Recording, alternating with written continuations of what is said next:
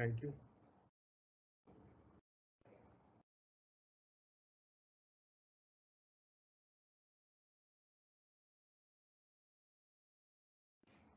Okay, good morning, students. So today we'll continue with the cost of capital. Two or three questions we will discuss relating to cost of capital, and then we will move on to the next topic, that is known as the leverage analysis. ठीक है, दो तीन question हम करेंगे cost of capital के, उसके बाद हम नेक्स्ट टॉपिक जो हमारा स्टार्ट होगा वो है लीवरेज। अलग अलग तरह की लीवरेज, कैसे उनको कैलकुलेट किया जाता है और उनका फाइनेंशियल मैनेजमेंट में या वित्तीय प्रबंधन में उनका क्या उपयोग है, वो हम डिस्कस करेंगे। तो सबसे पहले तो हम क्वेश्चन करेंगे जो ऑलरेडी मैंने आपको डिफरेंट ग्रुप्स में भेज दिए हैं। तो I hope the questions are with you people. First will discuss the problem number 5.6। इसमें हमें एक स्टेटमेंट दी हुई है। Statement is given like operating profit of 105 lakhs, interest on debentures 33 lakhs, income tax 36 lakhs. तो इनकम टैक्स कैसे calculate करते हैं? 105 minus 33, that is taxable income. 72 taxable income हो जाएगी, उसके ऊपर 36 लाख इनकम टैक्स है। तो मतलब 72 लाख की इनकम के ऊपर 36 lakh income tax. What does it mean? The tax rate is 50%. Half of the income is to be paid as tax. So it means the tax rate is 50%. So we are required to do what? We are required to calculate the cost of equity and also earning per share and the cost of debt. So how you will calculate the earning per share? So for this purpose, you have to see what is the total earnings available for the equity shareholders.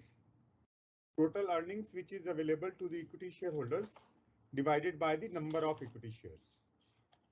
ठीक है, total equity total earnings for the equity shareholders divided by number of shares. So earning available to the equity shareholders is 36 lakhs. Okay, that is the net profit.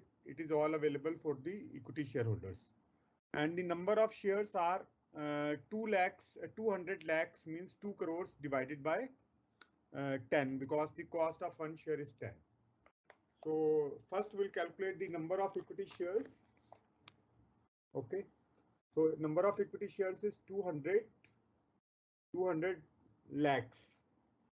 That is the total value of all shares divided by 10. 10 rupees is the value of one share. So it means we have 20 lakh shares. We have 20 lakh shares.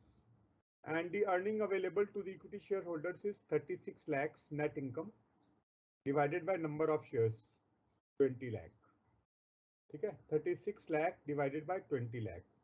So that will give you the figure of earning per share. Earning per share. So this is 1.8. Okay. Second part is we have to calculate the cost of equity. So in this case, because earning is given, not the dividend, so we have to use the earnings model. ठीक है, second model use करते हैं, इसको बोलते हैं earnings model. तो earnings models में कैसे कैलकुलेट करते हैं cost of equity? So cost of equity is earning per share. Earning per share is 1.8 and divided by market price of the share. Market price per share is 12. It is given in the question that the market price of the equity share is 12. It is given in the question in 200. तो ये हमारी cost आ जाएगी 15%. Cost of equity 15%. कैसे निकालनी है? Earning per share divided by market price of the share. Third part है, हमें cost of date निकालना है. कॉस्ट ऑफ डेट, तो वो कैसे निकालते हैं? इंटरेस्ट पर शेयर 1 माइनस टी. इंटरेस्ट में से 1 minus T. T is tax rate. ठीक है, divided by the market value of the debenture. So in this case, the market value is given as 93.75. तो ये इंटरेस्ट, क्योंकि ये जो इंटरेस्ट रेट है वो गिवन है क्वेश्चन में 15%. 15% interest on A debenture of 100 each means 15। Interest कितना हो गया? 15। एक डिबेंचर पे 15 रुपए इंटरेस्ट देंगे। 1 माइनस टी, टैक्स रेट 50%, मैंने आपको पहले बता दिया कैसे कैलकुलेट करना है। Divided by market price of the share which is 93.75, it is also given 93.75। तो इसका मतलब है जो कॉस्ट ऑफ डेट हमने निकाल लिया 8%। तो all three parts are solve. One is earning per share, second is cost of equity and third is cost of debt. ठीक है, next is given problem number 5.7। 5.57 में हमको कॉस्ट ऑफ रिटेन्ड अर्निंग्स निकालनी है। Under normal case, if no other information is given, the cost of retained earnings, that is KR, is equal to KE, cost of equity. लेकिन इस question में additional information भी दी हुई है कि अगर जो उसको पैसा मिलेगा वो उसको इन्वेस्ट करेगा तो उसको ब्रोकरेज देनी पड़ेगी 3% की। ठीक है, जो कंपनी अगर डिविडेंड पे करेगी तो डिविडेंड क्या करेगा इन्वेस्टर, उसको दोबारा से इन्वेस्ट करेगा तो उसके ऊपर 3% उसको ब्रोकरेज देनी पड़ेगी। और जो ब्रोकरेज उसको टैक्स भी देना पड़ेगा जो उसको डिविडेंड मिलेगा। Tax is eight the rate of 30%, it is given in the question. So 30% means tax rate 30% means 0.30, brokerage 3% means 0.03।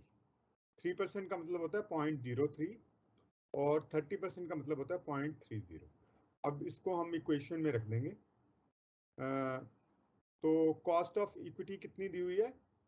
10%, it is given 10%। 1 minus brokerage, brokerage is 0.03, 1 minus tax, tax is 0.3। तो ये 0.7 हो जाएगा, ये 0.97 हो जाएगा। 0.7 into 0.97 into 10%, तो ये आपकी कॉस्ट आ जाएगी 6.79%। 6.79% विल बी द कॉस्ट। ठीक है, तो ये फॉर्मूला भी आपको याद करना है। K R, cost of retained earnings, is equal to K E 1 minus B 1 minus T. Okay, under normal circumstances when these two things are not given, ये भी नहीं दिया ये भी नहीं दिया, तब के ई और के आर दोनों बराबर होंगे। लेकिन क्योंकि इस क्वेश्चन में दिया हुआ है तो ये वाला फॉर्मूला हम यूज करेंगे। And next question which we are going to discuss is problem number 5.8। इस क्वेश्चन में हमको कैपिटल स्ट्रक्चर दिया हुआ है। What is given is capital structure. What we have to calculate, we have to calculate the cost of capital using the book value weights as well as the market value weights। दोनों weight use करने हैं हमको, book value weight भी use करना है और market value भी use करना है, और दोनों के बाद हमको कैलकुलेट करनी है इसकी कॉस्ट। ठीक है, we have to calculate both the book value weights as well as the market value weights. तो पहले बुक वैल्यू वेट्स ले लेते हैं। ठीक है, तो बुक वैल्यू है प्रेफरेंस शेयर्स की। Okay, preference shares 2 lakh and इसकी कॉस्ट ऑफ कैपिटल है 14%, 14%। Equity capital 5 lakh, equity capital 5 lakh और इसकी कॉस्ट ऑफ कैपिटल दी हुई है 17%। और डेट, डेट है 3 लाख और इसकी कॉस्ट ऑफ कैपिटल गिवन है 8%, 8% इट इज गिवन। तो हम इसकी कॉस्ट निकाल लेंगे पहले। तो कैसे निकालेंगे? 2 लाख इंटू 0.14 यानी कि 28,000, ये 28,000 आ जाएगी रुपीज में। इसकी कॉस्ट कितनी आ जाएगी? 28,000। फिर सेकंड में हम लेंगे इक्विटी शेयर्स। इक्विटी कैपिटल है 5 लाख, उसके ऊपर 14% कॉस्ट लेंगे।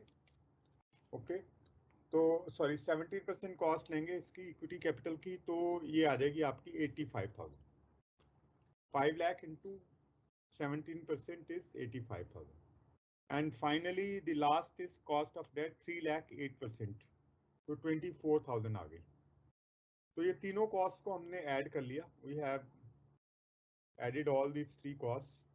तो टोटल वैल्यू इज 1,37,000 1,37,000 ये कॉस्ट आ गई। और हमारी कैपिटल कितनी है टोटल? टोटल कैपिटल इसको ऐड कर लेंगे, कैपिटल आ जाएगी 10 लाख। ठीक है, 5, 2 और 3 ये 10 लाख। तो 10 लाख कैपिटल के ऊपर हमारी टोटल कॉस्ट आ रही है 1,37,000। तो WACC हो जाएगी 1,37,000 डिवाइडेड बाय 10 लाख इंटू 100। तो ये आपका आंसर आ जाएगा 13.7%। 13.7% is the cost of capital. इसी क्वेश्चन को हमने मार्केट वैल्यू से भी करना है। तो मार्केट वैल्यू भी दी हुई है क्वेश्चन में। मार्केट वैल्यू दी हुई है प्रेफरेंस शेयर्स की। the market value of the preference shares is 2,30,000, equity capital 7,50,000 and the debt is 2,70,000। ठीक है, तो पहले हम मल्टीप्लाई करेंगे 14% इंटू 2,30,000, तो ये कॉस्ट हमारी आ गई 32,200। 32,200। सेकेंड हम करेंगे 7,50,000 इंटू 17%, तो ये हमारी कॉस्ट आ जाएगी 1,27,500, 1,27,500। और लास्ट में जो तीसरी हमारी जो वैल्यू है, the third value is that of the debt 2,70,000। उसके ऊपर अगर हम 8% कॉस्ट निकालेंगे तो ये कॉस्ट आ जाएगी। This cost is 21,600। So total cost of all these sources of finance is 1,81,300. 1,81,300. And the total value of all the sources of finance is 12,50,000. इसकी total value 12,50,000 और इसकी 1,81,300। अब इसको दोनों को रख के डिवाइड कर देंगे, ऊपर कॉस्ट और नीचे वैल्यू। ठीक है, तो ये हमारी आ जाएगी 1,81,300 डिवाइडेड बाय 12,50,000। 1,81,300 डिवाइडेड बाय 12,50,000, तो ये आपकी कॉस्ट आ जाएगी 0.1448 या फिर 14.48%, और इसको अगर हम राउंड ऑफ कर दें तो 14.5%। ठीक है, 14.48 और 14.5% is the cost of capital, WACC। ठीक है, this is based upon market value. तो मार्केट वैल्यू में हम मार्केट वैल्यू लेते हैं और बुक वैल्यू में बुक वैल्यू। लेकिन कॉस्ट ऑफ कैपिटल सबसे पहले हमको कैलकुलेट करनी है of different sources of finance using all the formulas. Okay, so this is about the cost of capital. So we have discussed almost all the questions of the cost of capital. If one or two questions are left, you do it as practice. If you will find any problem, you just let the group leader know, so he or she can post it in the group and I can send the solution. ठीक है, जो भी group leader है उसको आप बता दीजिए कि ये प्रॉब्लम है, और even you can ask me, not a problem. Nowadays I don't have enough classes, तो ये आप मेरे से भी पूछ सकते हैं। So this is about cost of capital. Now we are going to start the next topic, that is known as the leverage analysis. Okay, so leverage means the use of a fixed charge asset. कोई भी अगर आप fix charge जिसके ऊपर आपको एक fix पैसा देना है, वो एसेट का अगर आप इस्तेमाल करते हैं तो इसका मतलब हम लीवरेज का यूज कर रहे हैं। We are using leverage. For example, आप अपने फ्रेंड से 10% पे 100 रुपया उधार लेते हैं। ठीक है, आप अपने फ्रेंड से 10% पे 100 रुपया उधार लेते हैं, और 100 रुपया आपके पास अपना है। You have your own 100 rupees. ठीक है, अगर आप ये सिर्फ 100 रुपीज कहीं इन्वेस्ट करें जहां पे आपको 20% की रिटर्न मिल रही है, तो आपको कितना पैसा मिलेगा? 20 रुपए। लेकिन अगर आप 100 रुपए अपने दोस्त के भी ले लेते हैं तो 100 प्लस 100 कितने हो जाएंगे? 200। अब ये 200 रुपए अगर आप 20% पे इन्वेस्ट करेंगे तो आपको 40 रुपए की इनकम हो जाएगी। जिसमें से आपको 10 रुपए आपके फ्रेंड के देने हैं, तो आपके पास कितनी बच गई इनकम? 30 रुपीज। तो पहले आपकी रिटर्न कितनी थी? 20%, बिकॉज आपका 100 रुपीज इन्वेस्टमेंट था, उसके ऊपर 20 रुपए इनकम थी, तो आपकी रिटर्न थी 20%। लेकिन जब आपने अपने फ्रेंड से 100 रुपीज बोरो किए, अब आपने अपनी इनकम को बढ़ा के 40 कर लिया, जिसमें से 10 आपको अपने फ्रेंड को देने हैं, ठीक है? तो बाकी आपके पास कितने बच गए? 30। तो आपने अपनी इनकम को 20 से बढ़ाकर कितना कर लिया? 30। This is known as this is known as the concept of leverage.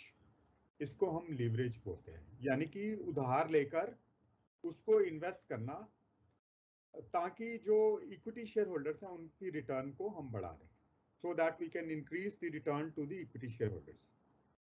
That is known as leverage. इसको फाइनेंशियल लीवरेज बोलते हैं। इसी तरह से ऑपरेटिंग लीवरेज भी होती है, जिसमें हम फिक्स जो हमारी कॉस्ट होती हैं वो दो तरह की होती हैं। Two types of cost are there, one is the fixed cost and other is known as the variable cost. Fix cost and variable cost, cost को हम दो भागों में बांटेंगे। कुछ दूसरी भी होती हैं सेमी वेरिएबल, लेकिन उसको भी हम बाइफरकेट कर देते हैं फिक्स और वेरिएबल, ठीक है? For all practical purposes, we will divide the cost into two types. One is the fixed cost and another is the variable cost. तो हम लीवरेज डिस्कस कर रहे थे। लीवरेज का मतलब है किसी भी फिक्स चार्ज एसेट का इस्तेमाल करना, ताकि हम इस जो रिटर्न है उसको मैग्नीफाई करते हैं। मैग्नीफायर ग्लास देखते हैं ना आप, छोटी चीज को बड़ा बना देता है। It makes look like the small things look very big. इसी तरह से लीवरेज भी आपकी अपनी जो अपने, अगर आपने फ्रेंड से पैसे नहीं लेते तो आपके पास 100 रुपए थे और आपकी रिटर्न कितनी थी? 20%। लेकिन जैसे ही आपने अपने फ्रेंड से 100 रुपए बोरो किए, तो आपके पास इन्वेस्ट करने के लिए कितना पैसा हो गया? 200। 100 आपका अपना और 100 अपने दोस्त का। अब 200 आपने इन्वेस्ट किए 20% पे, तो 40 रुपए आपको रिटर्न आई, ठीक है? अगर आप अपने दोस्त से बोरो नहीं करते तो सिर्फ 20 रुपए रिटर्न आते। लेकिन आपको अपने दोस्त को 10% इंटरेस्ट भी देना है। You have to pay interest at the rate of 10% to your friend. तो 40 रुपए की जो इनकम आपकी हुई है, उसमें से 10 रुपए आपने इंटरेस्ट पे कर दिया, तो आपके पास कितने बचे? 30 रुपए। आपने अपना निवेश कितना किया था? 100 rupees. How much you have invested from your own pocket? You have invested only rupees 100। So what is your return? Your return is 30%, ठीक है? तो 20% से बढ़ाकर हमने रिटर्न को कर लिया 30%। तो मैग्नीफाई कर दिया, यानी कि छोटी चीज को बड़ा बना दिया, स्मॉल थिंग्स को बिग कर दिया। तो ये जो लीवरेज होती है, ये टू वे स्वॉर्ड होती है, दो धारी तलवार है ये। मान लीजिए आपकी जो रिटर्न है वो किन्हीं कारणों से आपका पैसा डूब गया, अब आपको अपना पैसा तो डूबा, साथ में आपने अपने फ्रेंड का भी पैसा मतलब खतरे में डाल दिया। उसको तो आपने क्योंकि वादा किया हुआ है 100 रुपए किसी तरह वापस करने हैं, लेकिन आपका अपना भी 100 रुपए नुकसान हो गया, अपने फ्रेंड का भी हो गया। तो ठीक है, तो it can go any way, किसी भी तरफ ये जा सकता है। लेकिन जो कंपनियां पैसा बोरो करती हैं, the companies which borrow money from the debenture holders or from the financial institutions, banks, etc. The companies which borrow funds from the financial institutions, banks, या फिर वो डिबेंचर इशू करती हैं, तो कंपनीज को ये भरोसा होता है कि वो ज्यादा अच्छी तरह से उस पैसे का इस्तेमाल कर लेंगी। They will make better use of the money, they will pay interest eight a certain percentage, 8 या 10% पे इंटरेस्ट पे किया, और उससे जो रिटर्न कमाएंगी वो 15% या 20% या उससे भी ज्यादा हो सकती है। तो तभी हम लीवरेज का इस्तेमाल करते हैं। That's why we make use of the debt, ठीक है? तो नॉर्मली स्पीकिंग, जब भी हमको फिक्स कॉस्ट किसी चीज के ऊपर देनी है, तो हम लीवरेज टर्म यूज कर सकते हैं, जिसके ऊपर फिक्स कॉस्ट है। तो जिसके ऊपर वेरिएबल कॉस्ट है, उस केस में कोई भी लीवरेज नहीं होगी। We will not have any kind of leverage, ठीक है? तो लीवरेजेस आर ऑफ 3 टाइप्स। 3 तरह की लीवरेज हमको कैलकुलेट करनी है। ऑपरेटिंग लीवरेज, ऑपरेटिंग लीवरेज कौन सी होती है? जो ऑपरेशन से संबंधित है। कंपनी के क्या ऑपरेशंस होते हैं? What are the operations of the company? buying and selling, production of goods, producing goods, buying and selling goods, and so on. These are things related to day-to-day actions or operating. जो हम operate करते हैं day to day basis पे उसको हम operating leverage बोलते हैं. तो ऑपरेटिंग लीवरेज कब होगी? जब फिक्स्ड कॉस्ट होगी. अगर कोई फिक्स कॉस्ट नहीं है तो देखो जो कॉस्ट है वो दो तरह की होती है, फिक्स कॉस्ट और variable cost. Fix cost and variable cost. Fix cost and variable cost. अगर सिर्फ फिक्स कॉस्ट है तो कोई भी ऑपरेटिंग लीवरेज नहीं है. अगर पूरी की पूरी कॉस्ट आपकी फिक्स कॉस्ट है, पूरी की पूरी कॉस्ट सॉरी वेरिएबल कॉस्ट है, तो कोई आपकी ऑपरेटिंग लीवरेज नहीं होगी. All cost if they are variable cost तो कोई भी ऑपरेटिंग लीवरेज नहीं होगी. ठीक है. जब तक फिक्स कॉस्ट नहीं होगी तब तक हमारे पास ऑपरेटिंग लीवरेज नहीं कैलकुलेट कर सकते. मान लीजिए दो फर्म है ए और बी. ए की सारी कॉस्ट वेरिएबल है, बी की आधी फिक्स है आधी वेरिएबल है. तो जो एक कंपनी है उसमें कोई भी लीवरेज वाली कॉन्सेप्ट नहीं होगी. ठीक है. ऑपरेटिंग लीवरेज वाली कोई कॉन्सेप्ट नहीं होगी. फाइनेंशियल लीवरेज हो सकता है लेकिन ऑपरेटिंग लीवरेज नहीं है. लेकिन दूसरी कंपनी जिसमें आधी कॉस्ट वेरिएबल है आधी कॉस्ट फिक्स है उसमें ऑपरेटिंग लीवरेज होगी. तो जब हम ऑपरेटिंग लीवरेज कैलकुलेट करते हैं तो परसेंटेज में कैलकुलेट नहीं करते. एक तो ये आप बिल्कुल ध्यान रखना, एग्जाम में भी अगर आपने परसेंटेज लिख दिया ना 8%, 9% या 1% या 3% तो आपका आंसर गलत है. वो डिग्रीज में होता है, टाइम्स में होता है. ठीक है. डिग्री में होता है. जैसे 1, 1.2, 1.4, 2, 3 ऐसे करके आपको आंसर देना है. अगर आपकी जो ऑपरेटिंग लीवरेज एक है तो इसका मतलब कोई ऑपरेटिंग लीवरेज नहीं.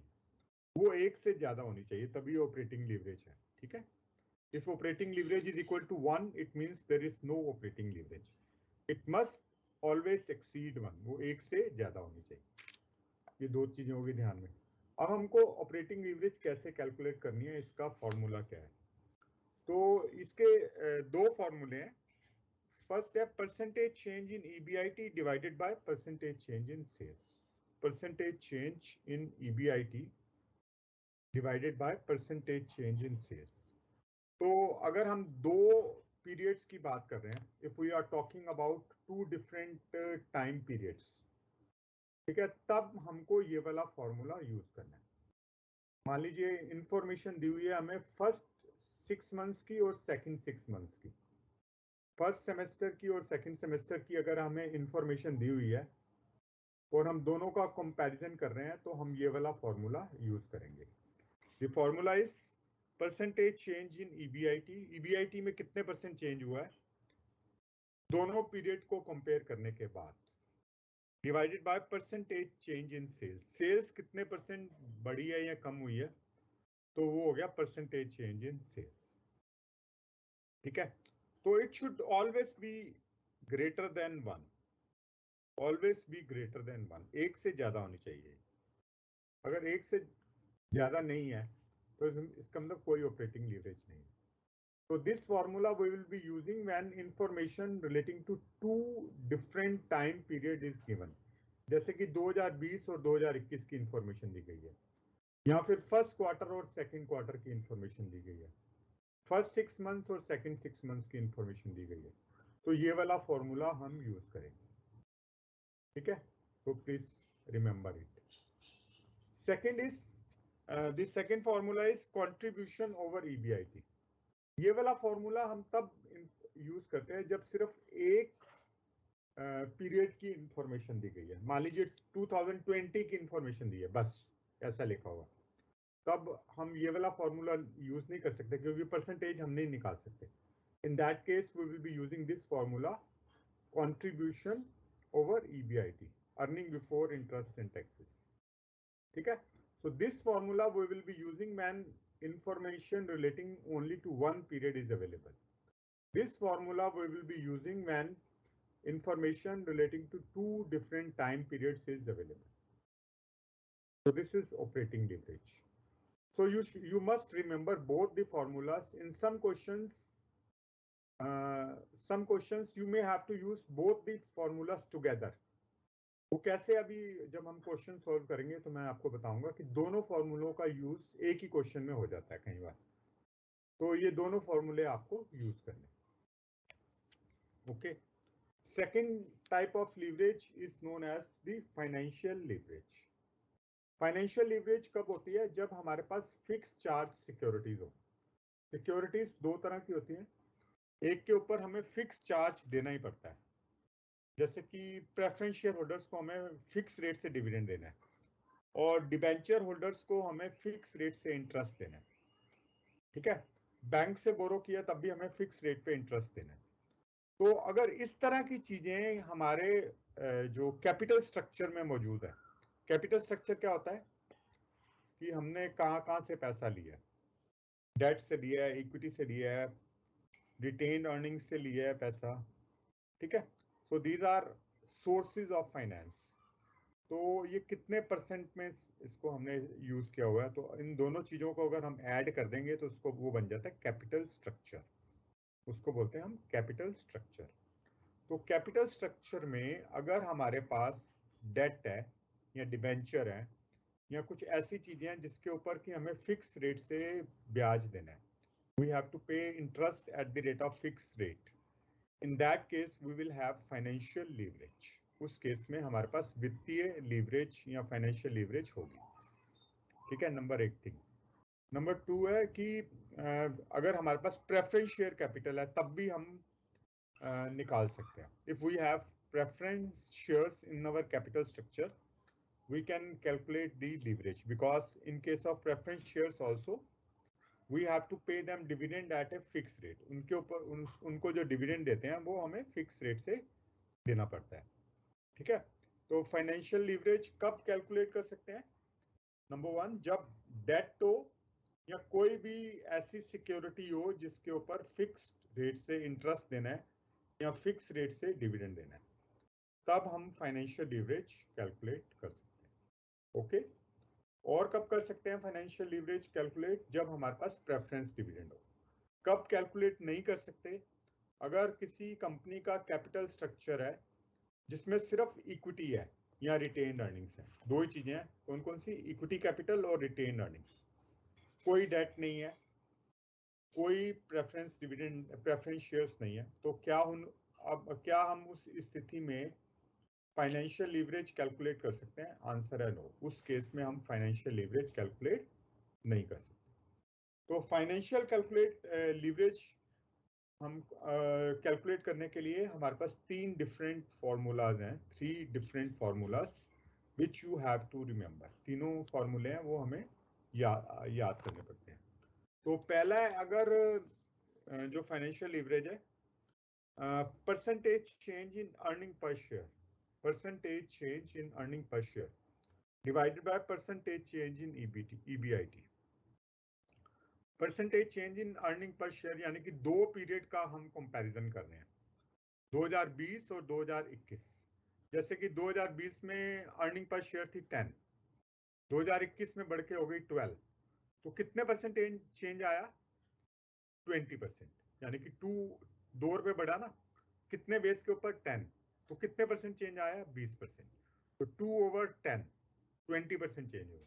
तो percentage change in EPS is 20%. और ईबीआईटी में कितने परसेंटेज चेंज हुआ? इसी तरह से हम परसेंटेज चेंज इन ईबीआईटी निकाल लेते हैं.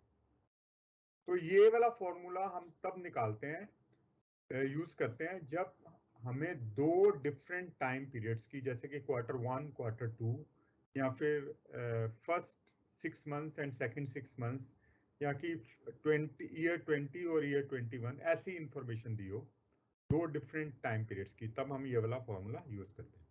Percentage change in EPS divided by percentage change in EBIT.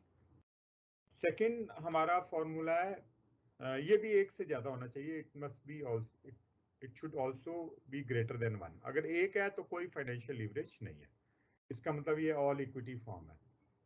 अगर एक से ज्यादा नहीं है तो इसका मतलब क्या हुआ? इसका मतलब ये हुआ कि कोई भी फाइनेंशियल लीवरेज नहीं. ठीक है. तो थर्ड जो फॉर्मूला है फाइनेंशियल लीवरेज इज ये तब यूज करते हैं जब प्रेफरेंस डिविडेंड भी हो. ये वैसे बहुत कम यूज होता है, लेकिन यू मस्ट नो, क्योंकि अगर मान लीजिए प्रेफरेंस डिविडेंड वाला क्वेश्चन भी आ गया तो आप कैसे करेंगे। तो उस केस में ये थर्ड वाला फॉर्मूला यूज करते हैं, when preference capital is also present. ये जब प्रेफरेंस कैपिटल नहीं है, सिर्फ डेट है। ये जब प्रेफरेंस कैपिटल भी है तब। तो this is EBIT, EBIT minus interest, EBIT minus interest minus preference dividend 1 divided by T. क्योंकि ये प्रेफरेंस डिविडेंड 1 माइनस टी क्यों किया है, क्योंकि ये अप्रोप्रिएशन ऑफ प्रॉफिट है। तो अगर हम 10% से के हिसाब से दे रहे हैं, 100 रुपए के ऊपर 10% दे रहे हैं 110, तो हमें बिफोर टैक्स प्रॉफिट कैलकुलेट करना पड़ेगा। तो बिफोर टैक्स कैलकुलेट करने के लिए इसको 1 माइनस टी से डिवाइड किया। Okay, in order to calculate the before tax profit which is to be given to the preference shareholders, we have to divide it by 1 by t, 1 minus t. t is the tax rate. तो ये वाला formula कब use करेंगे, जब preference capital भी है, preference dividend भी है। This PD means preference dividend, preference dividend 1 minus T. तो ये फॉर्मूला तब यूज करते हैं जब प्रेफरेंस शेयर कैपिटल भी हमारे पास है। ये वाला फॉर्मूला यूज करेंगे जब एक ही पीरियड की इंफॉर्मेशन है। ये वाला फॉर्मूला जब 2 different time periods information is available. And last is the combined leverage. Combined leverage total risk के बारे में हमें बताता है कि कंपनी का कुल जोखिम कितना है, कुल रिस्क कितना है। जितनी ज्यादा लीवरेज होगी उतना ज्यादा रिस्क होगा, ये आपको याद रखना है। Higher the leverage higher is the risk, क्योंकि इसका मतलब हम बहुत ज्यादा डेट यूज कर रहे हैं। तो debt I have told you is a 2-way sword, दो धारी तलवार है ये। अगर हम अच्छा नहीं कर रहे तो डेट बहुत बुरी चीज है, क्योंकि हमको डेट पे इंटरेस्ट तो देना ही देना है। जैसे आप खुद देखो, घर पे अगर बोरो कर लेते हो पैसा, और अगर आपके पास इनकम नहीं है तो उधार कैसे चुकाएंगे, उधार नहीं चुकाएंगे तो इंटरेस्ट कैसे पे करेंगे। फिर धीरे धीरे घर की चीजें बिकनी शुरू हो जाएंगी। पहले वो मोटरसाइकिल उठा के ले जाएंगे बैंक वाले, फिर धीरे धीरे सब चीजें उठा के ले जाएंगे। ठीक है, तो same is the case of the company. If company is using too much debt, if it is doing very well, अगर तो पैसे का अच्छा इस्तेमाल हो रहा है तो डेट कोई बुरी चीज नहीं है, that is not a bad thing. For example, you are taking loan for education to study engineering or to study medicine. You want to be a doctor, and you have entered into a good medical college or engineering college and so on, and someone has borrowed fund. So borrowing is not a bad thing, because once the person will become doctor or engineer, he may get a good job and he will return the money. So because right now he don't have the money. So same is the case with the companies. When companies are not doing well, borrowing is bad. When companies are doing good, borrowing is good. तो ये combined leverage या overall risk या total risk के बारे में बताता है. It is operating leverage into financial leverage. Into करना है, गुना करना है दोनों को। अगर आपने प्लस कर दिया, ऐड कर दिया टोटल लीवरेज, क्योंकि वर्ड टोटल लीवरेज है, आप दोनों को ऐड कर दें तो वो गलत हो जाएगा, your answer will be wrong. ठीक है, तो combined leverage tells us about the total risk of the company. Higher the combined leverage, it means the company is more risky. जितना ज्यादा कंबाइंड लीवरेज होगा उतना ज्यादा कंपनी का रिस्क बढ़ जाएगा।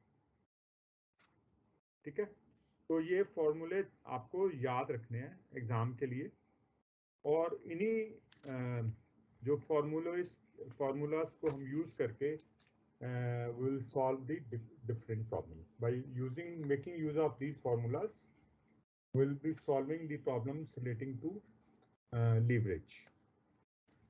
So one question I have already sent to you, that is problem number 6.1. 6.1, we have to calculate different kinds of leverages.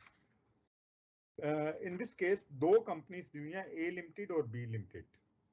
A Limited and B Limited, two information relating to two companies are given. A Limited and B Limited.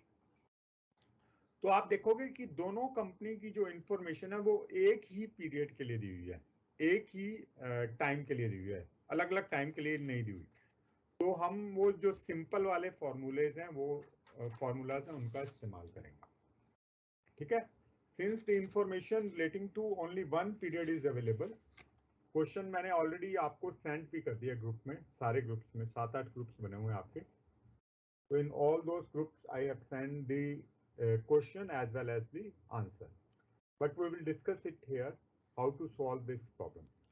So one thing you have to remember that since this question is related with information relating to only one time period, पहले तो आपको ये देखना है कि 2 period की information है कि 1 पीरियड की इंफॉर्मेशन है।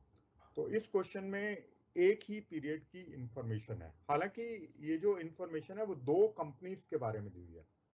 कंपनी कितनी है? 2, लेकिन इंफॉर्मेशन दोनों की एक ही पीरियड की है। ये नहीं है कि दोनों की 2-2 पीरियड्स की इंफॉर्मेशन। तो सबसे पहले हमको कैलकुलेट करना है operating leverage. We have to calculate the operating leverage. इसका जो फॉर्मूला है वो है कंट्रीब्यूशन ओवर ईबीआईटी। मैंने आपको लिखवाया हुआ है कंट्रीब्यूशन ओवर ईबीआईटी, ठीक है। तो दोनों कंपनीज का हम कैलकुलेट कर लेते हैं, company A and company B. Company A and company B, the formula is operating leverage is equal to contribution over EBIT। तो कंपनी ए का जो कंट्रीब्यूशन है वो दिया हुआ है 450 और इसका जो EBIT दिया हुआ, सॉरी EBIT इज 225। तो इसका मतलब जो ऑपरेटिंग लीवरेज है 2, ऑपरेटिंग लीवरेज इज 2। इसी तरह से कंपनी बी का जो है वो कंट्रीब्यूशन है 700 और ईबीआईटी दिया हुआ 300। तो ये हो गया 2.33 इज द ऑपरेटिंग लीवरेज, ठीक है।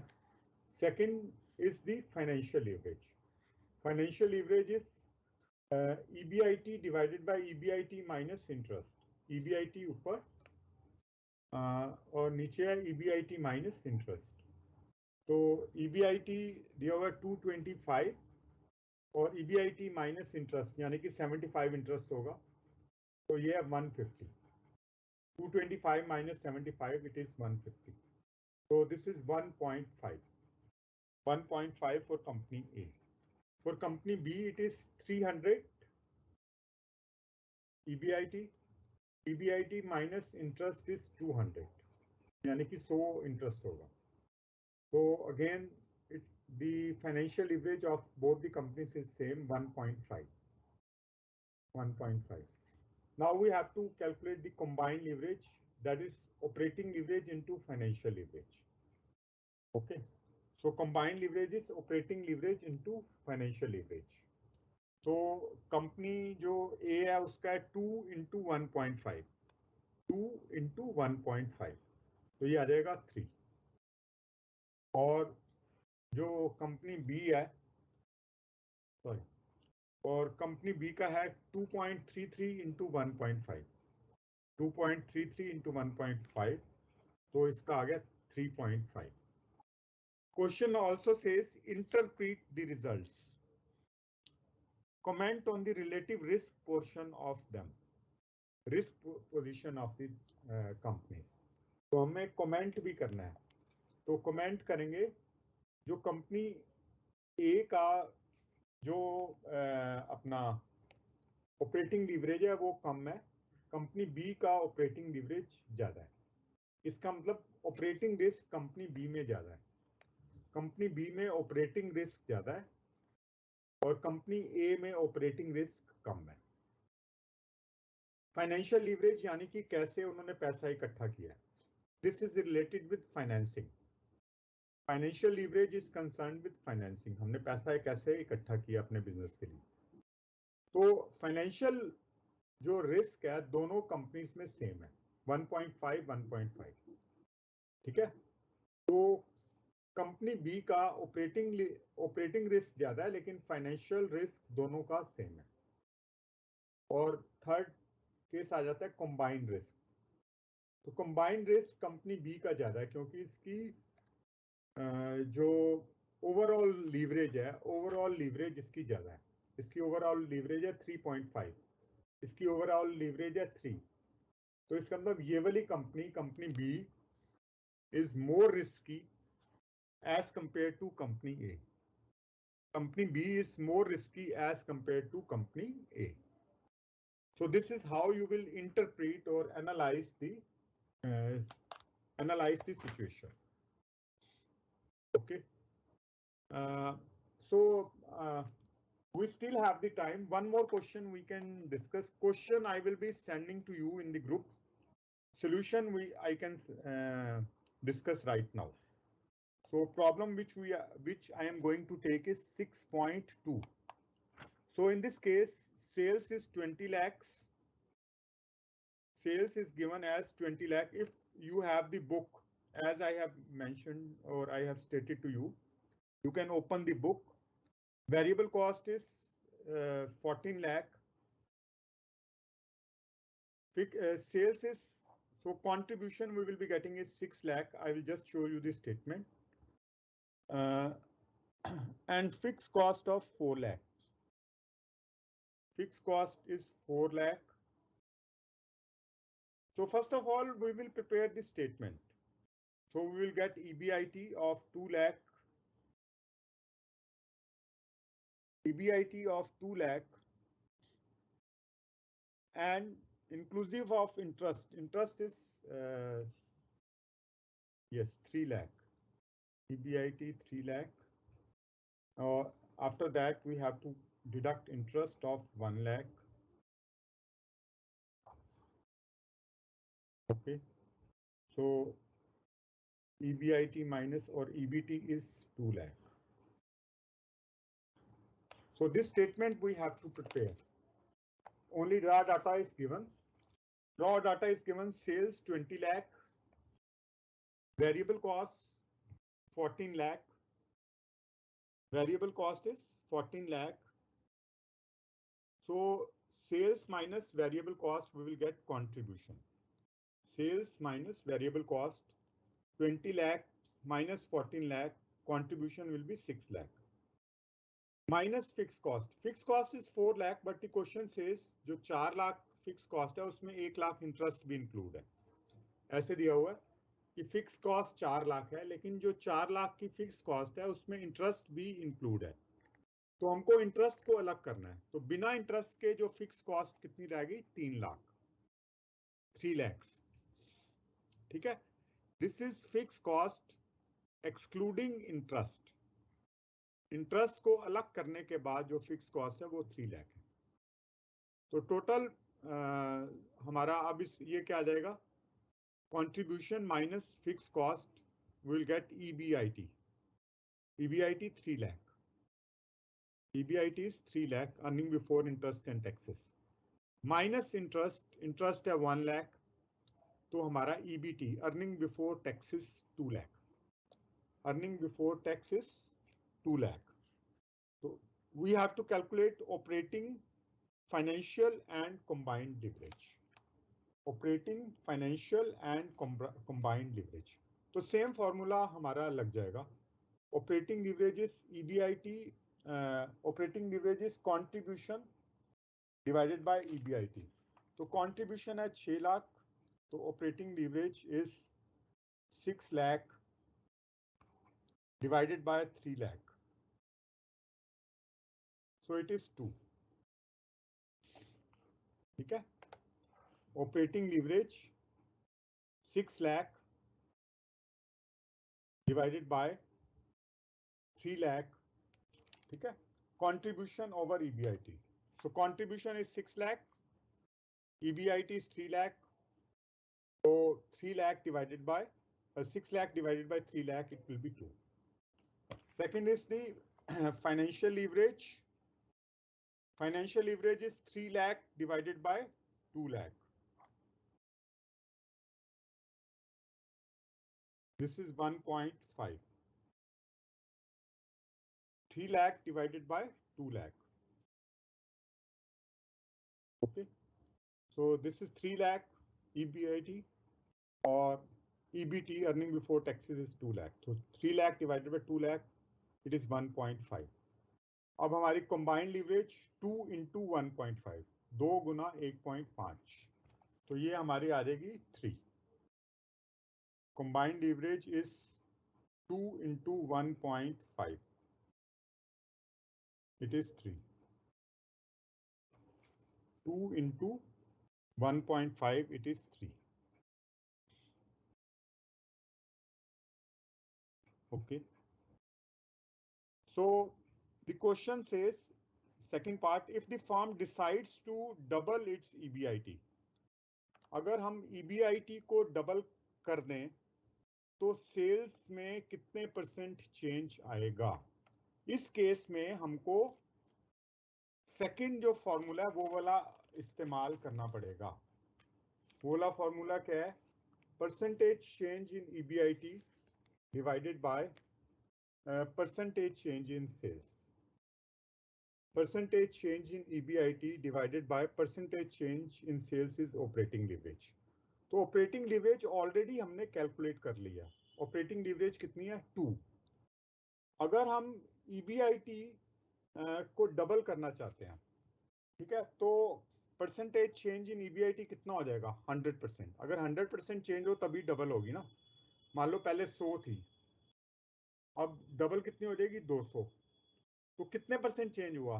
100 के ऊपर 100 और ऐड हो गया, तो कितने % ऐड हुआ? 100%.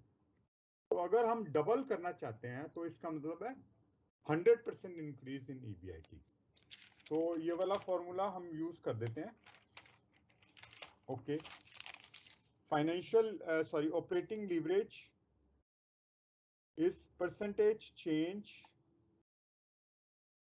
इन EBIT divided by percentage change in sales. ये वाला क्वेश्चन एग्जाम के लिए भी बहुत अच्छा है, जरा आप अच्छी तरह से समझ लें.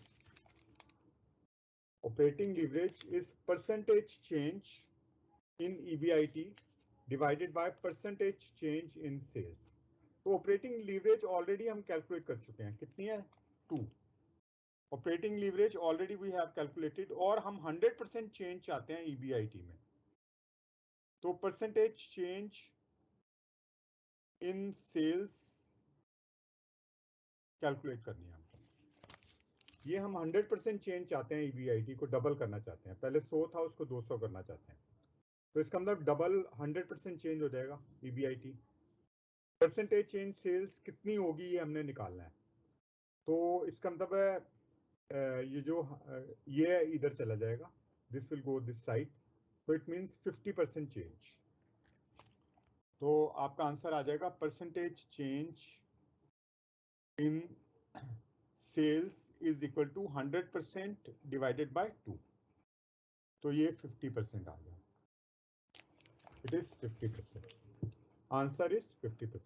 तो हमने पहले एक फॉर्मूले का यूज किया जो कि सिर्फ एक पीरियड के लिए था, फिर अब हमने दूसरे फॉर्मूले का भी इस्तेमाल कर लिया. In the same question we have used both the formulas.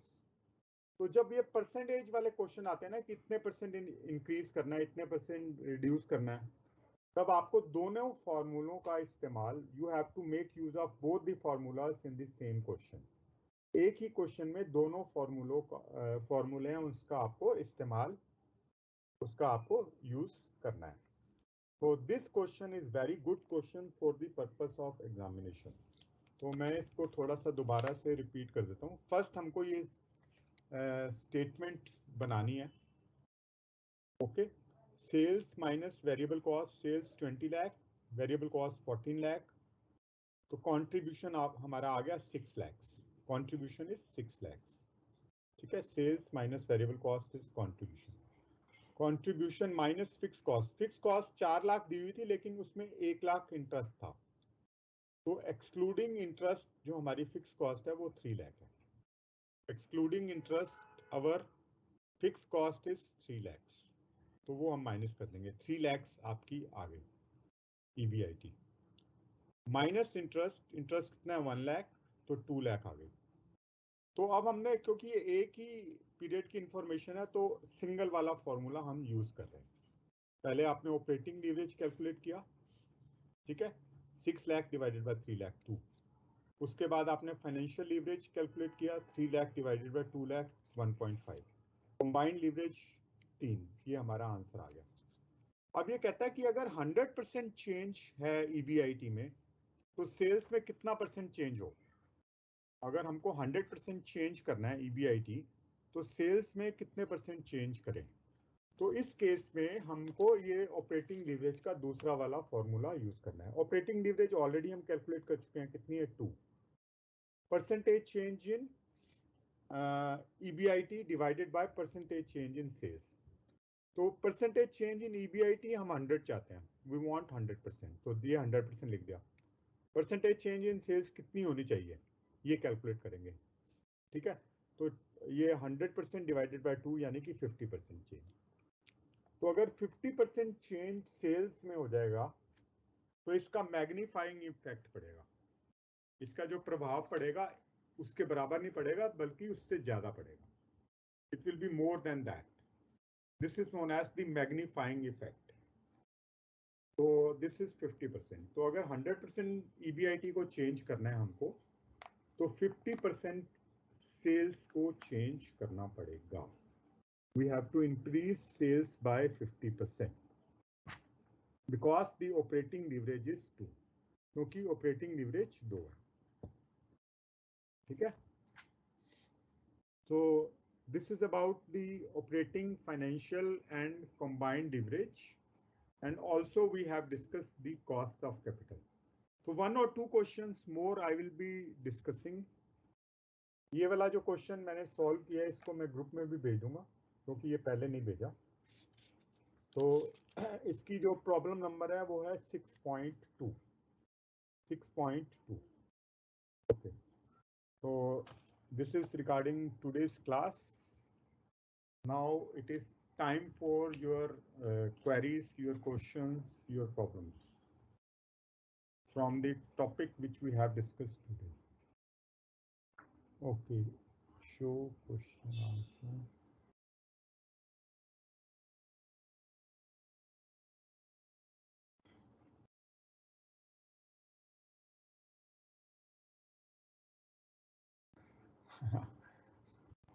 Okay, thank you Kajal ji. Dhanteras सबको मुबारक हो। ओके,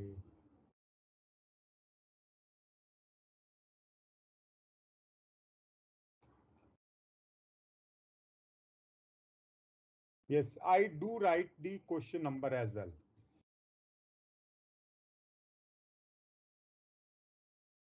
नहीं, क्वेश्चन की फोटो तो नहीं मैं ले सकता, क्वेश्चन नंबर मैं जरूर लिख देता हूँ कि ये क्वेश्चन नंबर 6.2 का है या फिर ये 6.1 का है, अभी जो मैंने क्लास में बताया।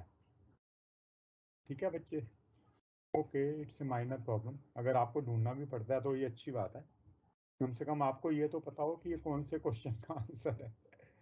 ये तो आपको 1 मिनट में पता लग जाता है, कोई ज्यादा लंबा काम नहीं है ये जानना। ओके सर, क्वेश्चन 5.8, 5.8 कौन सा भाई? 5.8 शायद हमने किया नहीं है अभी।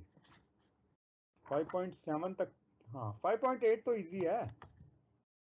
सिंपली इसको मल्टीप्लाई कर देना वेट्स को कॉस्ट से, उसकी कॉस्ट निकालनी है, लागत निकालनी है। आप पहले उसकी कॉस्ट निकाल दें, जैसे 5.8, 5.8 में आपको बुक वैल्यू से भी कॉस्ट कैलकुलेट करनी है। कॉस्ट की परसेंटेज दी हुई है, सिंपली उसकी कॉस्ट निकाल लेनी है बस।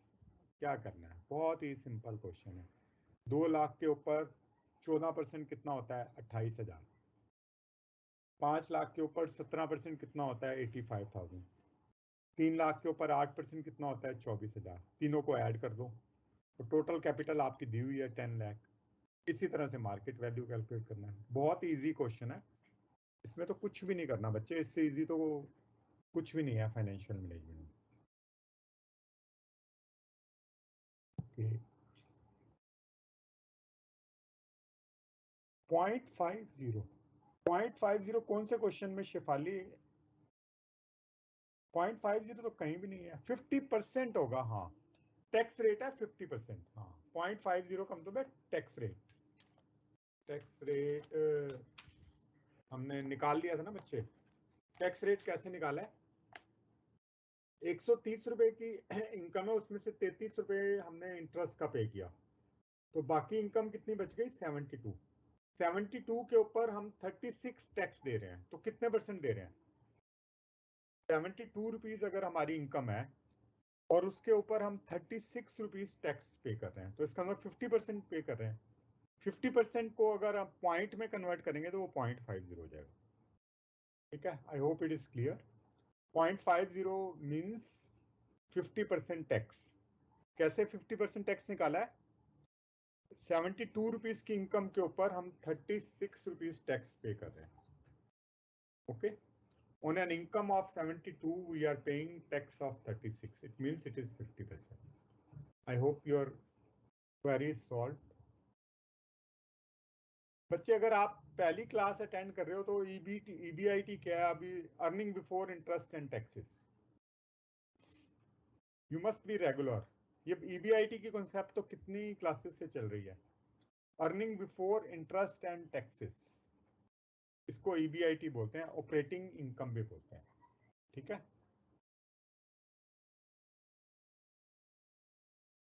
हाँ Nikita, EBIT is earning before interest and taxes. Sales minus variable cost minus fix cost आपकी ईबीआईटी निकलती है। Sales minus fix cost minus variable cost will give you the figure of EBIT.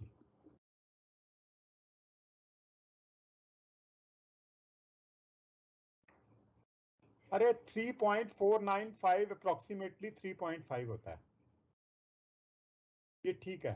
Yashasvi 2.33 into 1.5, इसको अगर आप approximate देखेंगे तो ये 4.5 ही है, 3.5 ही है। ठीक है, इसका हमने अप्रोक्सीमेशन कर दिया।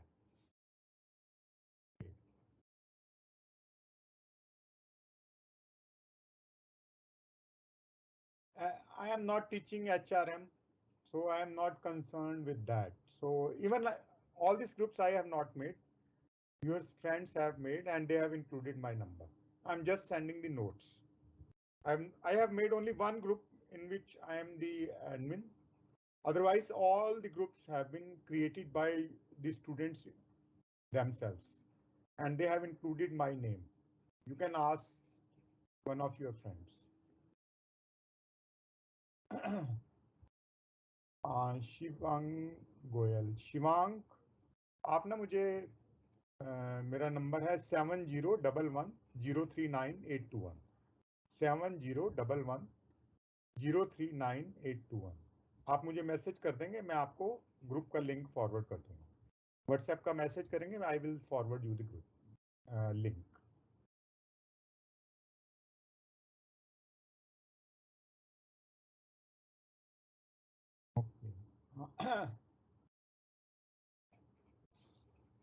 हाँ यू जस्ट, हाँ I will send you and you will be added.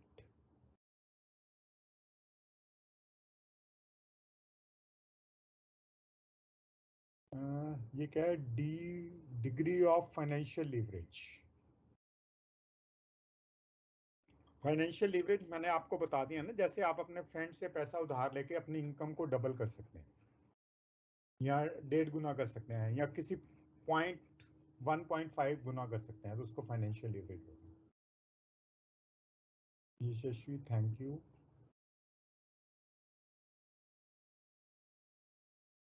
हाँ फाइनेंशियल लीवरेज का बच्चे हाफ क्वेश्चन आ जाता है 8 मार्क्स का। Out of 75, 8 marks can be for this. Any other question from any other student? Hello. Okay, I think all your queries have been answered. So wish all the students a very happy, prosperous Diwali. So we will be meeting after Diwali. Thank you for today's class. ठीक है, I hope no other query is there, no other question is there from the group. कोई question है किसी student का तो आप पूछ सकते हैं.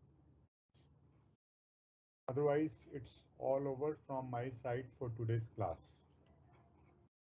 कोई क्वेश्चन किसी स्टूडेंट का नहीं है?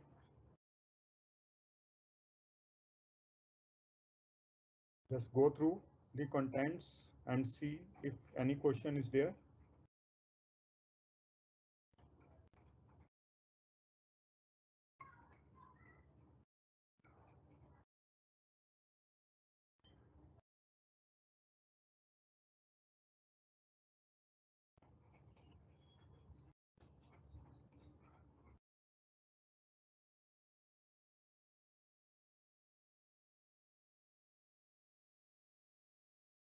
Hello.